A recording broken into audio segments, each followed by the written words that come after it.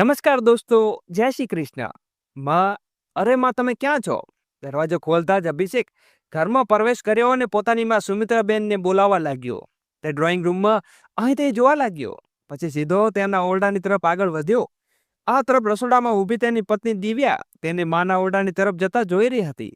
અભિષેક બેગમાંથી સામાન કાઢતા કહ્યું, લો માં, તમારી દવા લાવ્યો છું. ખતમ થઈ ગઈ હતી ને? અને હા, તમારા ઘૂંટણના દુખાવા માટે મલમ પણ લાવ્યો છું. સુમિત્રાબેને દીકરાના હાથમાંથી દવા લીધી અને પ્રેમથી તેના માથા ઉપર હાથ ફેરવીને બોલી, ભગવાન બધાને તારા જેવો દીકરો આપે. અભિષેક હસતા બોલ્યો, અરે માં, દુનિયામાં જો કોઈ વધુ ભાગ્યશાળી છે તો તે હું છું, જેણે તમારા જેવી માં મેળવી છે. યાદ છે ને, જ્યારે હું નાનો હતો અને તાવમાં બળી રહ્યો હતો, ત્યારે તમે આખી રાત મને ગોદમાં બેઠીને રહેતા. ક્યારેક ઠંડા પાણીના પટો મૂકતા તો ક્યારેક દવા આપતા. મારા આગ્રહ કરવા પર તમારી બાહોમાં ઝૂલો બનાવીને મને ઝૂલો આપતા. અભિષેક એક્ટિંગ કરતા બતાવવા લાગ્યો કે કેવી રીતે માં તેને ઝૂલો ઝૂલાવતી. સુમિત્રાબેન હસી પડી. ત્યારે જ દરવાજા પાસે ઊભેલી દિવ્યા એ આ બધું જોઈ રહી હતી. હાથ કમર ઉપર રાખીને ટીકા ટિપ્પણીઓ કરતા બોલી, વાહ, માના પાસે બેસવા માટે તો તમારો સમય છે. તેમના સાથે બાળપણની યાદો તાજી થઈ રહી છે, પણ પત્ની સાથે વાતો કરવા માટે તમારે ફુરસત નથી. અભિષેક આશ્ચર્યથી દરવાજા તરફ જોયું અને દિવ્યા ગુસ્સામાં ઉકળતી ભૂતકાળ ઊભી હતી. માએ માં ઉછર્યું, માએ તે કર્યું, માએ ત્યાગ કર્યો, માએ બલિદાન આપ્યું. જ્યારે જો મામા માનો જાપ કરતા રહો છો. હે ભગવાન, કેવો પતિ મળ્યો છે મને. શ્રવણ કુમારને પણ પાછળ રાખી દીધો છે આણે. યાદ નથી હોય કે તે દઉં, તમારી પત્નીને 4 વર્ષનો દીકરો પણ છે. એ સમયે તેના પપ્પાની આવવાની રાહ જોઈ રહ્યો છે. આ સાંભળીને અભિષેક બોલ્યો, આ શું બોલી રહી છે દિવ્યા? થોડું તો વિચારીને બોલ. અને જો રોનક મને યાદ કરી રહ્યો હતો તો આટલી બધી વાતો કરવાને બદલે તે અહીં મારી પાસે આવતી. દિવ્યા ટીમથી ઉઠીને ચીસ પાડીને બોલી, અરે, તો એનો મતલબ તું અહીંથી હલવાનો નથી ને? બેસી રહે તારી માના ચરણોમાં. હું ફાલતુ તારી સાથે લગ્ન કરી બેઠી. કહીને ત્યાંથી ચાલતી થઈ. માં, હું જાઉં છું કહીને અભિષેક પોતાના ઓરડામાં ગયો અને પોતાના દીકરા રોનકને ગોદમાં લઈ લીધો. દિવ્યા પાછળથી આવીને અભિષેક બોલ્યો, આટલી નાની વાતો પર આટલો મોટો હંગામો ઊભો કરવા જેવી શું બાબત હતી દિવ્યા? તું જાણે છે કે આજે કેટલાય દિવસો પછી ફક્ત 2 મિનિટ માટે હું મા પાસે બેઠો હતો. સારું, મારું ખાવાનું પરોસી દે, ભૂખ લાગી છે. અભિષેક બોલ્યો તો દિવ્યા ગુસ્સેથી બોલી, ખાવાનું પણ તારી મા પાસે જ બનાવી દે. તું જાણે છે દિવ્યા, એમની તબિયત સારી નથી. અભિષેક શાંતિથી બોલ્યો. પતિની વાત સાંભળીને દિવ્યા ગુસ્સે પગ પટાડતી રસોડામાં ચાલી ગઈ. આ તરફ ઓરડામાંથી ચૂપચાપ બેઠેલી સુમિત્રાબેન અચાનક ભૂતકાળમાં ખેંચાઈ ગઈ.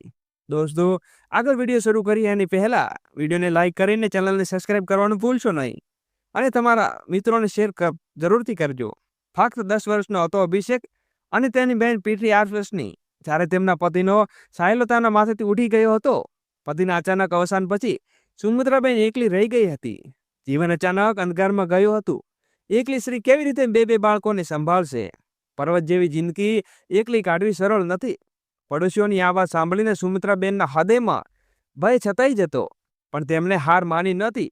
પોતાની પાસે રહેલા થોડાક દાગીનાઓ ગીરવે રાખીને એક નાનું ટિફિન સેન્ટર શરૂ કર્યું.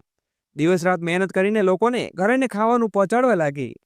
પરિસ્થિતિ કેવી રીતે રહી, પણ બાળકોના અભ્યાસનો ખર્ચો ક્યારેય અટકવા દીધો નહીં.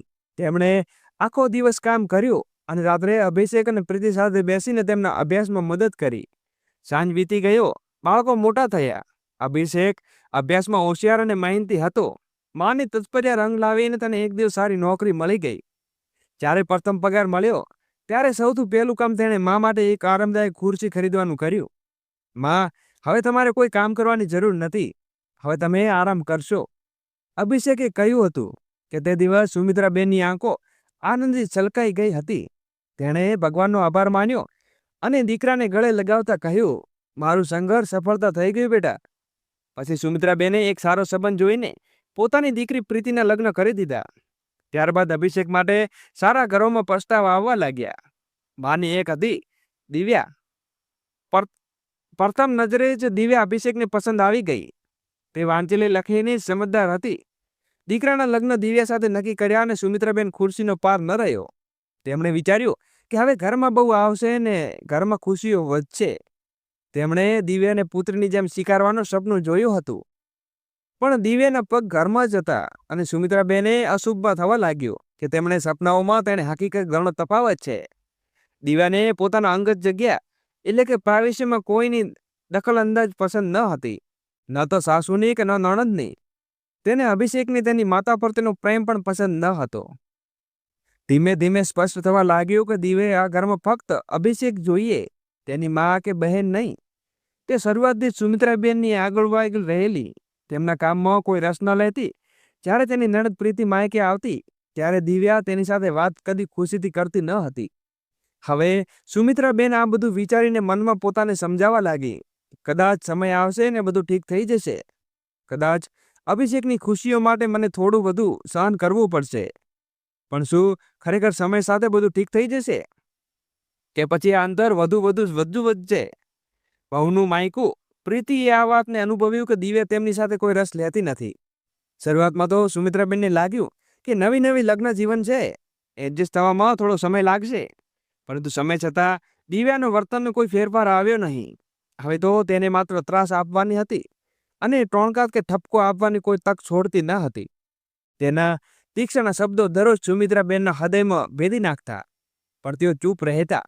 આશાએ કે ક્યારે દિવ્યા બદલશે, ક્યારેક તો તેને સન્માન આપશે, પણ એવું કશું થયું નહીં.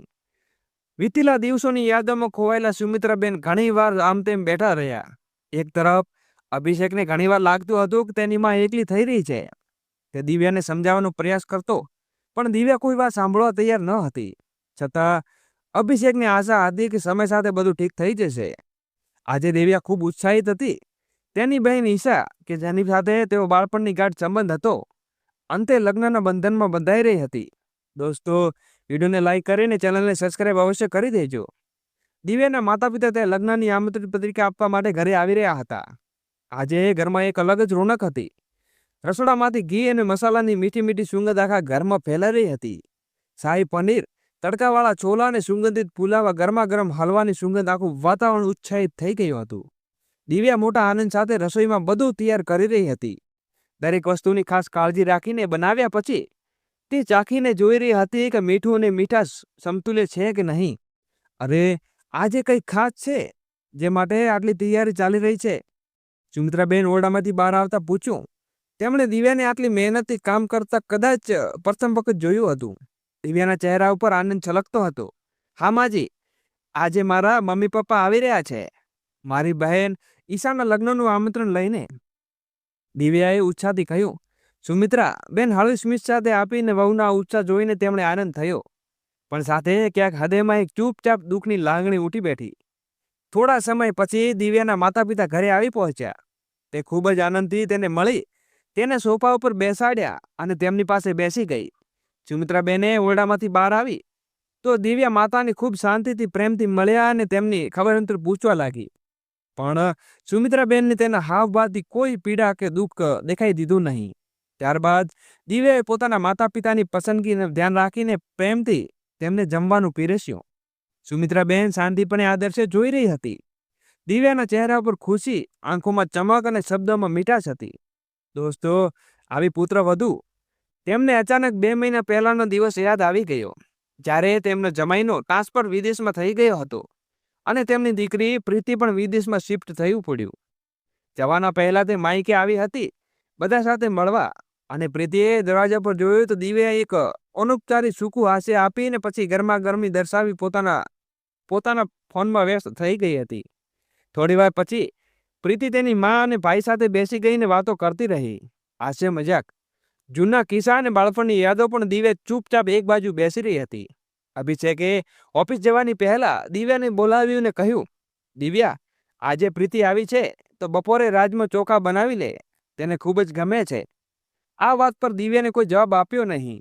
અભિષેકે દિવ્યાની આ ઉદાસીથી ખૂબ ગુસ્સે આવ્યો, પણ તેને જાણતો હતો કે બધું કોઈક બોલશે તો ઘરમાં કલેશ ઊભો થશે. પછી દિવ્યા ચૂપચાપ રસોડામાં ચાલી ગઈ. થોડી વાર બાદ તે બહાર આવી અને બોલી, માજી, આજે બપોરની ખીચડી બનાવી છે, જ્યારે ખાવાનું મન થાય ત્યારે ખાઈ દેના. સુમિત્રાબેન ચોંકીને બોલ્યા, અરે પણ બેટા, પ્રીતિ આવી છે, રાજમાં ચોખા બનાવી લે, તેને ખૂબ દિવ્યાએ ઉચ્ચુક ચહેરા સાથે જવાબ આપ્યો, માજી, મારું તો માથું દુખી રહ્યું છે અને તેમ પણ આખો દિવસ ઘરમાં કામ લાગેલી હોઉં છું. બાળકોને સંભાળી રાખું કે હવે જરા આરામ કરવાનું વિચારું તો તમે લોકો માંગણી શરૂ થઈ ગઈ. સુમિત્રાબેનના ચહેરા ઉપર ખુશી ઓછી થઈ ગઈ અને પ્રીતિનો ચહેરો દુઃખી થઈ ગયો. માં, રહેવા દો, ભૂખ નથી, પ્રીતિ મૌન સ્વરે બોલી. સુમિત્રા બહેને આંખો ભીની થઈ ગઈ. આજનો દ્રશ્ય યાદ કરીને તેમનું હૃદય ઉથલ-પાથલ થઈ ગયું. આજે એ દિવસે દિવ્યા પોતાના માતા પિતા માટે એટલો પ્રેમ દેખાડતી હતી કે તેમની પસંદગીના બધા વાનગીઓ બનાવી રહી હતી. તેમના માટે પોતે પ્રેમથી આવું પીરસી રહી હતી. પણ સુમિત્રાબેનને કંઈ ન કહ્યું. હૃદયમાં ઉઠેલા તોફાનને દબાવીને તેમને એક હળવી સ્મિત આપીને શાંતિપણે પોતાના ઓરડામાં પાછી ચાલી ગઈ. ઘર ઉત્સવી વાતાવરણમાં ભરાઈ ગયું હતું. દરરોજ ખરીદીની યોજના બનતી. દિવ્યા દરરોજ પોતાની સખીઓ સાથે મોલ જતી. ક્યારેક મોંઘી સાડી, ક્યારેક ડિઝાઇન લહેંગા ખરીદતી. તેણે અભિષેક અને રોનક માટે પણ નવા નવા કપડાં લીધા. દરેક નાની મોટી વસ્તુઓ ખ્યાલ રાખ્યો, પણ સુમિત્રાબેને માટે કશું ન હતું ખરીદ્યું. દરરોજ મોટા મોટા બેગ અને ચકતા ચહેરા સાથે દિવ્યા ઘરમાં પ્રવેશતી. પણ સુમિત્રાબેન માટે એક જોડી ચૂડી પણ લાવતી ન હતી. આજે પણ તે ખરીદી કરી આવી અને ખુશી ખુશી અભિષેકને બતાવવા લાગી, જુઓ કેટલા સુંદર કપડાં લાવ્યા છે, અને આ ડ્રેસ તો ઈશાના સંગીત માટે. અભિષેકે હસીને જોયું, પણ તેની નજર સુમિત્રાબેન ઉપર પડી. તે શાંતિ ઓરડામાં બારીમાંથી બહાર જોઈ રહી હતી. તેમના ચહેરા ઉપર કોઈ ફરિયાદ ન હતી, પણ આંખોમાં એક ઊંડા દુઃખની છાયા હતી. અભિષેકે ધીમેથી તેની પાસે ગયો અને તેમના હાથ રાખીને કહ્યું, માં, તમને શું ગમે છે? આ વખતે તમે તમારા માટે પસંદ કરો છો? સુમિત્રાબેનના આંખમાં ભરાયેલા આંસુ છુપાયેલા કહ્યું, બેટા, મને કોઈ વસ્તુ જરૂર નથી, ફક્ત તું હંમેશા ખુશ રહે છે. પણ અભિષેકે જાણતો હતો કે આ એક અધૂરી સ્મિત હતી. તે પાછળ દુઃખને છુપાવેલી હતી. વહુનું માયકું આંખમાં ખુશી લઈને દિવ્યા બજાર પરત ફરતી. પછી પોતાની મા સાથે ફોન પર વાત કરતી. લગ્નની તૈયારીઓની ચર્ચા, દાગીના ને કપડાં ને ગપસપ, સગા સંબંધીઓની યાદી પર ચર્ચાતું. હવે લગ્નની આમંત્રણ પત્રિકા પણ આવી ગઈ હતી અને આખા પરિવારને આમંત્રણ આપવામાં આવ્યું હતું. કાર્ડ હલાવા દિવ્યા ઉત્સાહભેર બોલી, અભિષેક, કૃપા કરીને લગ્ન માટે રજા લઈ લો. લગ્નને ફક્ત 15 દિવસ બાકી છે અને આપણે આખો અઠવાડિયું ત્યાં રહેવાનું છે. આ સાંભળીને અભિષેક ચૂપ રહ્યો. આજે ઓફિસમાંથી વહેલો પરત આવ્યો. ઘરમાં પ્રવેશતા જ તેને લાગ્યું કે ત્યાં સંપૂર્ણ શાંત વાતાવરણ છે. તેણે આસપાસ નજર ફેરવીને વિચાર્યું તો શાયદ દિવ્યા ઘેર નથી. પછી તેને માના ઓરડા તરફ ગયો. માં, શું થયું? તબિયત ઠીક છે ને? તને આ સમયે સૂઈ રહ્યા છો? અભિષેકે ચિંતાપૂર્વક તેમનું માથું સ્પર્શ્યું અને હળવો પસીનો દેખાયો. કશું નથી બેટા, સવારથી થોડી કમજોરી લાગતી હતી. લાગે છે કે સુગર વધી ગયું છે. સુમિત્રાબેન ધીમેથી બોલ્યા અને અભિષેક ગભરાઈ ગયો. તમે શું કહ્યું નહીં? દિવ્યા ક્યાં છે? બેટા, એ સખી આવી હતી ને શોપિંગ માટે ગઈ હતી. તેઓ તેને કશું નહીં, કેમ કે ખાખામાં તેની ખુશી અવરોધ બનો. સારું માં, હું અત્યારે તમારું પાણી લાવું છું, તમે દવા ખાઈ લો. કહીને અભિષેક રસોડામાં ગયો અને થોડા સમય બાદ પાછો આવીને દવા કાઢીને બોલ્યો, આ લઈ લો માં. અને હા, ઘૂંટણનો દુખાવો કેવો છે? સવારે વધુ દુખાવો હતો બેટા, પણ દવા લીધી તો આરામ મળી ગયો. સુમિત્રાબેન બોલ્યા. અભિષેકે ચિંતા દર્શાવીને તમને ડોક્ટર પાસે લઈ જવું જોઈએ. હું કાલે જ એક્સપોર્ટ બુક કરાવી દઈશ. સવારના 9 વાગી રહ્યા હતા અને અભિષેક પોતાની માને ડોક્ટર પાસે લઈ ગયો. ડોક્ટરે સુગર ચેક કરી, કેટલીક જરૂરી ટેસ્ટ લખી અને દવાઓ આપી. 1 કલાક બાદ જ્યારે તેઓ ઘરે આવ્યા ત્યારે સુમિત્રાબેને થોડું સારું અનુભવી રહ્યા હતા. પણ અભિષેકે દિવ્યાને બોલાવ્યું. દિવ્યા, આ માટે ખાવાનું લઈ આવો, પછી તેમને દવા પણ આપવાની છે. મેં દવાને ઓરડામાં કાઢીને મૂકી છે. ઓરડામાંથી કોઈ જવાબ આવ્યો નહીં ને તે સીધો બેડરૂમ તરફ ગયો. દિવ્યા અરીસાની સામે ઊભી રહીને પોતાના નવા સૂટ સાથે દુપટું મેલ કરી રહી હતી. દિવ્યા, મેં તને કહ્યું હતું કે માને ખાવા માટે લાવી દે. અભિષેકે થોડા ઊંચા સ્વરે કહ્યું. દિવ્યાએ ઉદાસી દર્શાવતો જવાબ આપ્યો, હા, આવું છું. પહેલા આ તો કહો કે તમે ઓફિસમાંથી રજા લીધી છે કે નહીં? આપણે આવતા અઠવાડિયે જવાનું છે. અભિષેક એક જ ક્ષણમાં તેની બધે જોયું, પછી ઊંડો શ્વાસ લીધો અને બોલ્યો, દિવ્યા, મને લાગે છે કે આપણે એકબીજાથી થોડા મોડા જઈએ છીએ. ખાવામાં ખટત માટે તકલીફ થઈ જશે. આ સાંભળીને દિવ્યા તેને ઊંચા નજરે જોયો અને તે અભિષેકને મોટો ગુનો કરી દીધો હોય એમ અભિષેકે વાત સાંભળતા કહ્યું, સારું, એક કામ કર ને, તું તો રોનકને લઈને પહેલા જતી રહે. હું લગ્નના દિવસે આવી જઈશ. માની તબિયત સારી નથી તો કોઈને ત્યાં હોવું જરૂરી. દિવ્યા ભડકી ઉઠી. શું થયું? તારી બહેનના લગ્ન નહીં જઈશ? ફક્ત એટલા માટે કે માની તબિયત થોડી ખરાબ છે. અભિષેક, લોકો શું વિચારશે? અભિષેકે શ્વાન સ્વરે કહ્યું, હું ના નથી પાડી રહ્યો, પણ હું લગ્નના દિવસે આવીશ. માની તબિયત સારી હશે તો તેમને સાથે લઈ આવીશ, પણ અત્યારે તેમના આરામની જરૂર છે. અભિષેક પોતાની ગાડીની ચાવી લઈને ઓફિસ માટે નીકળી ગયો. દિવ્યા હજી પણ ગુસ્સે હતી અને તેને જતા જોઈને તેના ચહેરા ઉપર નારાજગી સ્પષ્ટ દેખાતી હતી. ત્યાં સુમિત્રાબેન ઓરડામાંથી બોલ્યા, દિવ્યા વહુ, એક ગ્લાસ પાણી આપજે, મને દવા લેવી છે. દિવ્યાએ આંખ ઊંચી કરીને પહેલેથી તેને મૂડ ખરાબ હતું અને હવે તે આની માંગ. તેણે ઝટકેથી ગ્લાસ ભરીને ધડાધડ ઓરડામાં પહોંચી. ગ્લાસને એટલે જોરથી ટેબલ ઉપર મૂકી દીધો કે પાછી પાણી છલકાઈ ગયું. રસોડું સાથે જ તેમને જાણે ગ્લાસ પાણી લઈ ગઈ શકતી નથી. સુમિત્રાબેન તેમની તરફ જોઈ અને ધીમેથી બોલ્યા, આજે ઘૂંટણનો ખૂબ દુખાવો હતો, નહીતર હું જાતે જ લઈ લત. દિવ્યા ત્યાં જ ઊભી રહીને તેમણે ભ્રમ બેસાઈ ગયા હતા. પછી કડક સ્વરે બોલી, હું એ જ વાત જાણીશ. તમે આ નાટક ફક્ત એટલા માટે કરી રહ્યા છો કે હું માયકે જવાની ના જઈ શકું. હું બધું સમજુ છું, નહીતર થોડા દિવસ પહેલા તમે બરાબર હતા. સુમિત્રાબેનને આ સાંભળીને આંચકો આવ્યો. તું શું બોલી રહી છે વહુ? હા, સાચું બોલું છું. તમે માત્ર ઈચ્છો છો કે હું અહીંથી રહું અને જાઉં ને તમારું ધ્યાન રાખતી રહું. નહીં વહુ, એવું કંઈ નથી. મારી તબિયત ખરેખર સારી ન હતી. તું આરામથી અભિષેક સાથે લગ્નમાં જજે. આજે હું અભિષેક સાથે વાત કરીશ ને હું તને સારું નહીં લાગી રહ્યું. વાહ, શું અભિનવ કરો છો? પહેલા મારો આખો પ્લાન બગાડી નાખ્યો ને હવે આમ બતાવી રહ્યા છો કે તમારો કોઈ દોષ નથી. સુમિત્રાબેન અચંબામાં તેની તરફ જોઈ રહ્યા હતા, પણ દિવ્યા પર કોઈ અસર પડી નહીં. તે ગુસ્સેથી પગ પટાતી બહાર નીકળી ગઈ અને ઓફિસની તરફ જવા અને અભિષેક મા પાસે આવ્યો ને, માં, હવે તમારી તબિયત કેવી છે? અમસીન જેમ તેણે પૂછ્યું. સુમિત્રાબેન હળવી સ્મિત આપી, હવે સારું છે બેટા, ફક્ત થોડી કમજોરી છે અને એ તેમને પણ ઉંમરમાં આવું થતું જ હોય છે. સારું માં, અમે તને એક વાત કહો. હા બેટા કહો. મને લાગે છે કે તું દિવ્યા સાથે માયકા જજે. અભિષેક ઊંડો શ્વાસ લીધો. નહીં માં, તમારી તબિયત સારી નથી અને હું તમને આ હાલતમાં એકલા મૂકીને નહીં જઈ શકતો. ભાવનું માયકું માં એકલા છોડીને જઈ શકતો નથી. અરે બેટા, સમજીને જો તારી બીમારી આવતી રહે હોય તો એનો અર્થ એવું નથી કે તું તારા કારણે મારો પ્લાન કેન્સલ કરી નાખે. તને દિવ્યા સાથે જવું જોઈએ ને ખુશીમાં ભાગ લેવો જોઈએ. આ સાંભળીને દિવ્યા પણ ત્યાં બોલી, હા, હું તો એ સમજવાનું મૂંઝ આવે છે, પણ આવા અવસરોમાં વારંવાર મળતો નથી, પણ વારંવાર સાંભળતો નથી. મારી બહેનના લગ્ન જો આપણે પહેલા ન જઈએ તો મારા માયકાવાળા કેટલું ખરાબ લાગશે. અભિષેક બોલ્યો, સારું દિવ્યા, હું તારી સાથે તારા માયકા જવા માટે તૈયાર છું. આપણે ત્યાં આખો દિવસ એક અઠવાડિયું રહીશું. ત્યાં સાંભળશું દિવ્યા ચહેરા ઉપર તેજ ખીલી ઉઠ્યું. સાચે? હું તરત જ પેકિંગ કરી દઉં. એ જ કહીને તે બહાર જવા લાગી. તभी અભિષેક બોલ્યો, પણ દિવ્યા, મારી આખી વાત તો સાંભળ. હવે હું શું થયું? દિવ્યા પાછળ ફરી તો અભિષેક બોલ્યો, હું માને સાથે લઈ જવા માંગુ છું. એક ક્ષણમાં ઓરડામાં મૌન છવાઈ ગયું. થોડા પળ પહેલા ખુશીની તેજસ્વી દેખાતી દિવ્યા ચહેરા ઉપર એકદમ વાદળો છવાઈ ગયા. તેણે આશ્ચર્યથી અભિષેક જોયું અને શું માં પણ? આ શબ્દો જાણીને ગળામાં અટવાઈ ગયા. પછી થોડી મુશ્કેલીથી બોલી, પણ મારો અર્થ એમ નથી કે તેમની તબિયત ખરાબ નથી રહેતી. અને હા, એટલે હું તેને આ હાલતમાં એકલા છોડીને જવા માંગતો નથી. અભિષેક સ્પષ્ટપણે કહ્યું ને શાંતિથી બેઠેલી સુમિત્રાબેન, અરે નહીં બેટા, આ સારું નહીં લાગે. વહુના માયકે જવું કેવી રીતે જઈ શકું? લોકો શું વિચારશે? ના ના, હું આ લગ્નના દિવસે આવી જઈશ. પણ અભિષેક માન્યો નહીં. એને ઠાણે હતું કે પોતાની માને સાથે લઈને જ જશે, નહીં તો લગ્નના દિવસે પહોંચશે. દિવ્યાએ બુઝાયેલા મનથી પેકિંગ શરૂ કરી. જ્યારે પોતાની સુંદર સાડીને દાગીના ગોઠવી રહી હતી ત્યારે મનમાં ગુસ્સો ઉઠતો હતો. હવે અભિષેક સાથે તર્ક કરવાની જરૂર ન હતી, એટલે તે ચૂપચાપ બધું ગોઠવી રહી હતી. બીજા દિવસે અભિષેક પણ તેને ઓફિસ માટે કામ પૂરું કરવા માટે લાગ્યો. પછી જે દિવસે દિવ્યા માયકે માતાની ચોકી પર રાખી હતી તે દિવસે તેની સફર માટે દિવ્યાએ વિચાર્યું હતું કે કારમાં બેસતા જ આરામથી સફર પૂરો થઈ કરી શકાશે, પણ તેની આશાને ઝડપથી પાણી ફરી વળ્યું.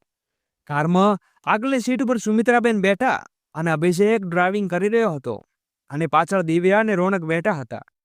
આ રૂમમાં તો બધું સારું હતું, પણ અડધા કલાક પછી સુમિત્રાબેન ધીમેથી બોલ્યા, અભિષેક બેટા, ગાડી થોડી ઢાબા અથવા હોટલ પાસે રોકી દે, મને વોશરૂમ જવું છે. અભિષેકે કોઈ પ્રશ્ન કર્યા વિના ગાડી ઢાબા પાસે રોકી અને દિવ્યાને નાક ચંકીને જોયું. હમણાં તો નીકળ્યા છીએ ને મનમાં વિચાર્યું, પણ કંઈ બોલી નહીં. સુમિત્રાબેન પાછા આવ્યા પણ ગાડી ફરીથી આગળ વધી. અડધા કલાક પછી ફરી ગાડી રોકવાની ફરજ પડી. આવું ચાલુ રહ્યું. હવે દિવ્યાનું મૂડ ખરાબ થવા લાગ્યું. રોનક આખા સફર દરમિયાન સૂતો હતો, પણ દિવ્યા માટે આ સફર એક અગ્નિ પરીક્ષા સમાન બની ગઈ હતી. સુમિત્રાબેને અસ્વસ્થ થઈને બોલ્યા, શું કહું બહુ, ડાયાબિટીસને લીધે વારંવાર જવું પડે. દિવ્યાએ ઊંડો શ્વાસ લીધો અને પોતાનું માથું સીટ સાથે ટેકીને આંખો બંધ કરી જાણે પોતાને શાંત રાખવાનો પ્રયાસ કરી રહી હોય. મુશ્કેલી વધુ હતી જ્યારે રસ્તામાં ભારે ટ્રાફિક મળી ગયો. હવે દિવ્યાનું ધીરજ તૂટવા લાગ્યું. જુઓ, જો આટલી વાર ગાડી રોકવી ન હોત તો આપણે ત્યાં ટ્રાફિકમાં ન ફસાયા હોત. હવે માતાજીની ચોકીનું આખું કાર્યક્રમ ચૂકીશ. અભિષેક તને શાંત કરવાનો પ્રયાસ કર્યો. અરે દિવ્યા, તું ગુસ્સો શા માટે કરે છે? આ જુઓ તો નથી કરાતું ને? હા, ખોટી છું. દિવ્યા નારાજથી બોલીને બારીની બહાર જોયા લાગી. તેઓ આખે દિવ્યાની માહિકા પહોંચ્યા જ્યાં સુધી માતાજીની ચોકી અડધી કલાક વધુ ભાગ પૂરું થઈ ચૂક્યું હતું. દિવ્યાના માતા પિતા અને ભાઈ બહેન એમનું હુંફાળું સ્વાગત કર્યું, પણ દિવ્યાના ચહેરા ઉપર નિરાશા સ્પષ્ટ દેખાતી હતી. અભિષેક ગાડીમાંથી સામાન ઉઠાવી રહ્યો હતો. તभी દિવ્યા માં શાંતિબેન હસીને સુમિત્રાબેન કહે, અરે આવવાના બહુ મોડું કરી. આ સાંભળીને દિવ્યા ત્રાટકી. શું કહું માં, દરેક અડધા કલાકે ગાડી રોકવી પડી. વોશરૂમ માટે માજીને વારંવાર જવું પડતું હતું. આ કારણથી થોડું મોડું થઈ ગયું. આ બધું દિવ્યાએ તેના માયકાવાળા સામે કહીને સુમિત્રાબેન આ સાંભળીને સંકોચ અનુભવતા બોલી, અરે ડાયાબિટીસની સમસ્યા છે ને? એટલે દીકરીને એવો વલણ જોઈને શાંતિબેન થોડી અસ્ત થઈ ગઈ, પણ હળવી અવાજમાં બોલી, અરે કોઈ વાત નહીં બહેનજી, તમે આરામથી બેસી જાઓ. વહુનું માયકું લગ્નની તૈયારીઓ તેજીથી ચાલી રહી હતી. કોઈને ડેકોરેશનની વ્યવસ્થા જોઈ રહી હતી, કોઈ બાકી રહેલા કામોની વ્યવસ્થા હતું. ત્યારે દિવ્યા ભાભીની આસપાસ નજર ફેરવતીને આચાર્યથી પૂછ્યું, અરે અભિષેકજી ક્યાં છે? જમાઈ રાજે ક્યાં દેખાતા નથી? દિવ્યા પહેલેથી ઉદાસ હસીને ચીડતી હતી. ખીચાતા અવાજે બોલી, અરે ક્યાં હશે? બેઠા હશે તેમની મા પાસે, તેમના ઘૂંટણની મસાજ કરતા. તેમને તો બસ તેમની મા જ જોઈતી હોય છે, મારી તો કોઈ પરવા નથી. અને માજી પણ જ્યારે જુઓ ત્યારે ઘૂંટણના દુખાવાનું બહાનું બનાવીને બેસી જાય. દિવ્યાએ કટુ સ્વરમાં સાંભળીને તેની ભાભી થોડી ક્ષણ માટે ચૂપ રહી ગઈ. ત્યાં શાંતિબેન આવીને હળવા સ્મિત સાથે સમજાવતા કહ્યું, અરે એવી વાત નથી દામાદજી, તો મહત્વ નથી આપતા. જો એમ ન હોત તો હસ્તા પર રજા લઈને પોતાનું કામ છોડીને તારા માટે રહેવા ના આવતા. આ સાંભળીને દિવ્યા ચૂપ રહી ગઈ, પણ તેનો હજી ચહેરા ઉપર નારાજગી હતી ને સ્પષ્ટ દેખાતી હતી. અભિષેકને બજાર જવું પડ્યું. ત્યારે દિવ્યાનો ભાઈ જે કોઈ જરૂરી કામે બહાર જતો હતો, જાણે જાતે બોલ્યો, જીજાજી તમે પણ મારી સાથે ચાલો, થોડું બજાર જઈએ. તમારું સાથ મળશે તો સારું રહેશે. અભિષેકે તેની સાથે નીકળી ગયો. સુમિત્રાબેન હળવે હળવે ચાલીને બરદાદમાં આવેલી ખુરશી પર બેઠા. તેમના ચહેરા ઉપર સફરનો થાક સ્પષ્ટ દેખાતી હતી, છતાં તેમણે પોતાને બધા સાથે જોડવાનો યથાશક્તિ પ્રયાસ કર્યો. ચા દિવ્યાએ કજેલ તેમને જોયા. તેમની પાસે આવીને બોલી, આંટીજી તમે ઠીક તો છો ને? સુમિત્રાબેન હળવી સ્મિત સાથે બોલી, હા બેટા, બીમારીઓ તો આવે ને જાય, પણ ભગવાનની કૃપા છે કે હજુ તે બોલી રહ્યા હતા. તે દિવ્યા એકદમ વ્યંગ ભર્યા સ્વરે બોલી, અરે આ ઉંમરમાં ઘરનું કામ તો થતું નથી, પણ આ લગ્નમાં આવવા માટે જલ્દી તૈયાર થઈ ગઈ. આ સાંભળીને ઊભેલી કેટલીક કજન્સી હસી પડ્યા. દિવ્યાએ મજાક વધુ વધારતા કહ્યું, સાચે માજી માટે તો સફર કરવું ભાડે થઈ ગયું. આખી રજટમાં અને વોશરૂમ શોધતા રહ્યા. દરેક અડધા કલાકે ગાડી રોકવાનું ફરમાશ આવી જતું. જો સફર ન કરી શકતા હો તો ઘરે જ રહેવું હતું ને? આ સાંભળીને આસપાસ ઉભેલા લોકો હસવા લાગ્યા, પણ સુમિત્રાબેનના ચહેરા ઉપર એક પળ સ્મિત ગાયબ થઈ ગયું. તેમને પોતાની લાગણીઓને દબાવવાનો ખૂબ પ્રયાસ કર્યો, પણ તેમનો ચહેરો દુઃખ વ્યક્ત કરી રહ્યો હતો. ભીડમાં બધા લોકો હસી રહ્યા હતા, પણ સુમિત્રાબેન અંદરથી લજ્જા અને દુઃખમાં ડૂબી રહ્યા હતા. આપેલા દિવસો પસાર થઈ રહ્યા હતા, પણ દિવ્યાના વર્તનમાં કોઈ ફેરફાર નહોતો આવ્યો. હજી પણ તે માનતી હતી કે તેની સમાજમાં તેની મજા બગાડી દીધી છે. જો તેને સાલમાં અહીં ન હોત તો વધુ મજા માણી શકત. આ માટે તે દરરોજ કોઈને કોઈ બહાનું કાઢીને પોતાના શાલામાં તર્ક કસતી અને કટુવશ કર્યા વગર પાછી ન ફરતી. ક્યારેક બધા લોકોની સામે પોતાની સાલમાની સદગતી સાડીનું મજાક ઉઠાવતી, તો ક્યારેક તેમની તબિયતના બહાને ટીકા કરતી. જ્યારે દિવ્યા પોતાની બહેન ઈશા સાથે બજારમાં જતી, ત્યારે શાંતિથી થોડો સમય કાઢીને પોતાના સમધમ સુમિત્રાબેન પાસે બેસી જતી.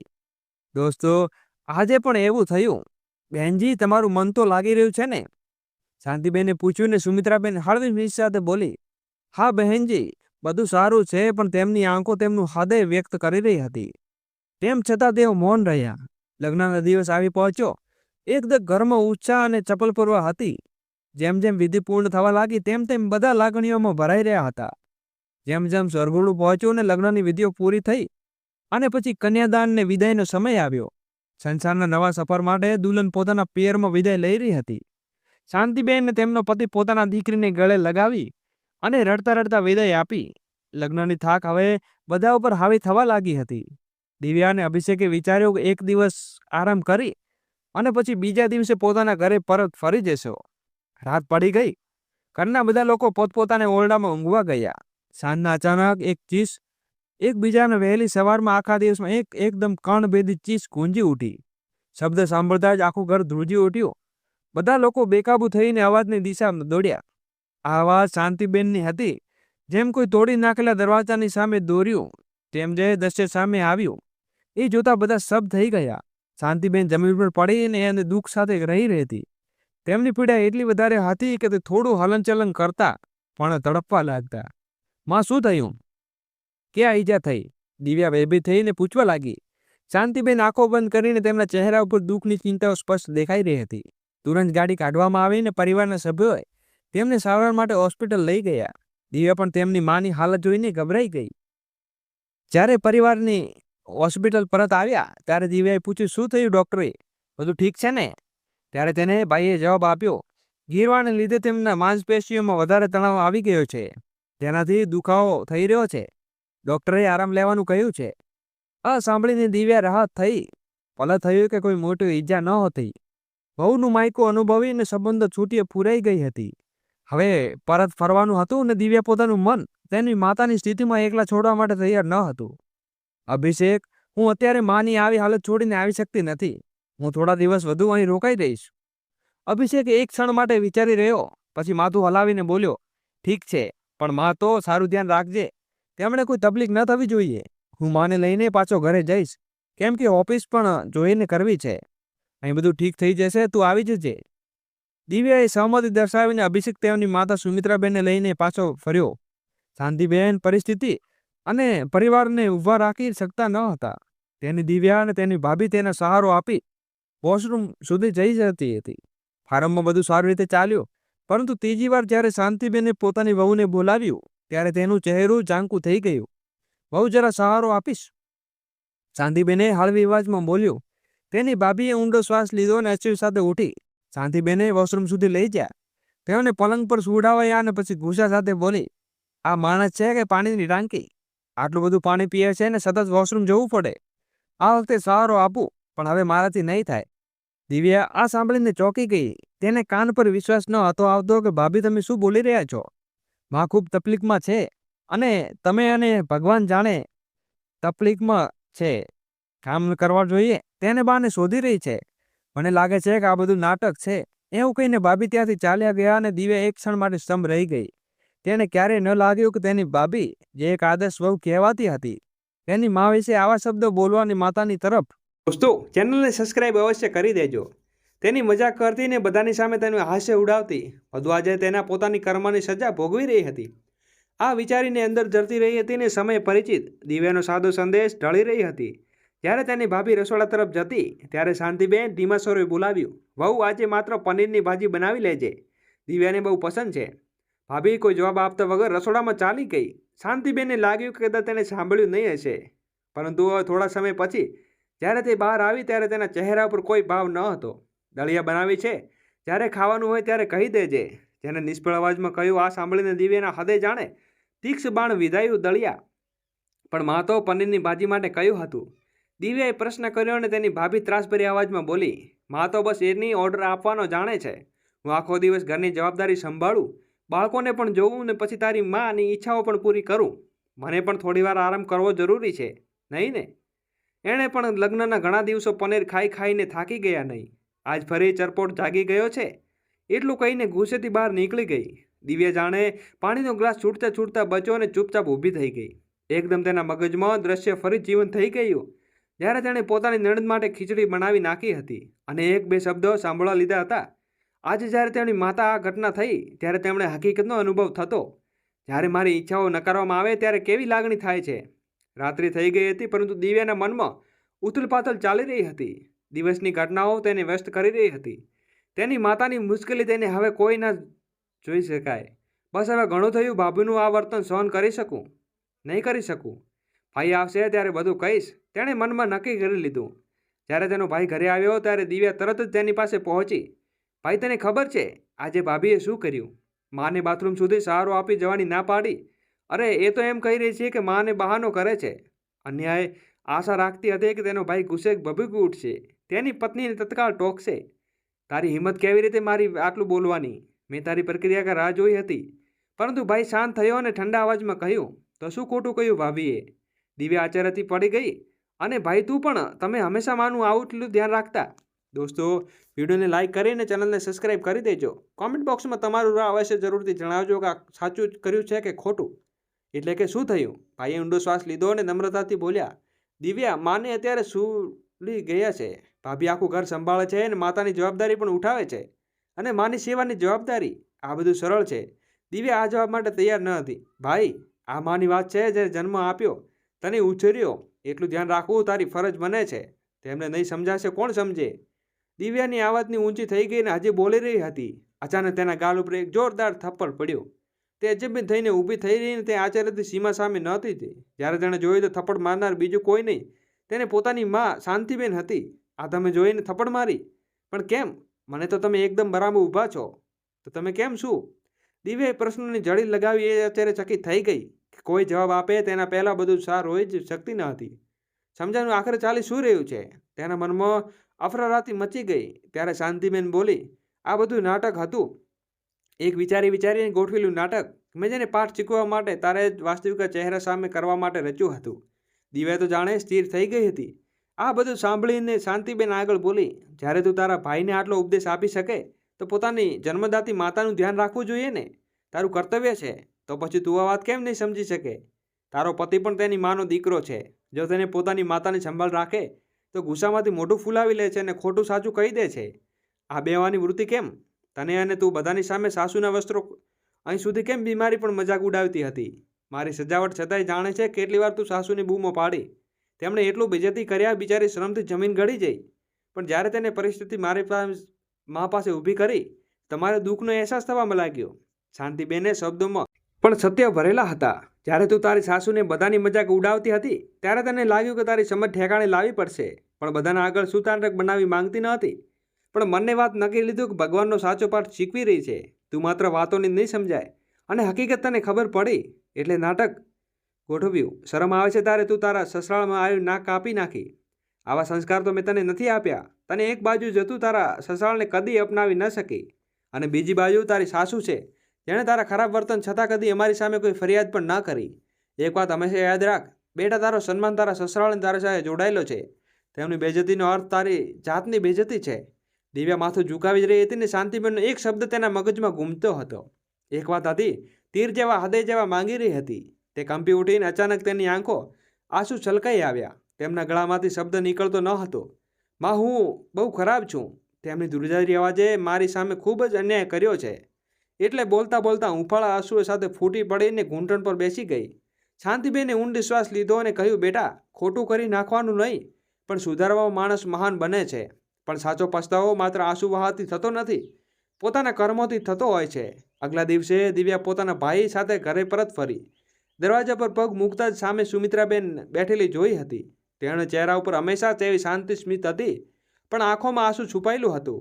વહુ, હવે સમધમજી કેવી છે? બરાબર તો છે ને? તેમણે પૂછ્યું. પણ દિવ્યાએ ખબર પડી ગઈ કે હવે શું બોલવું.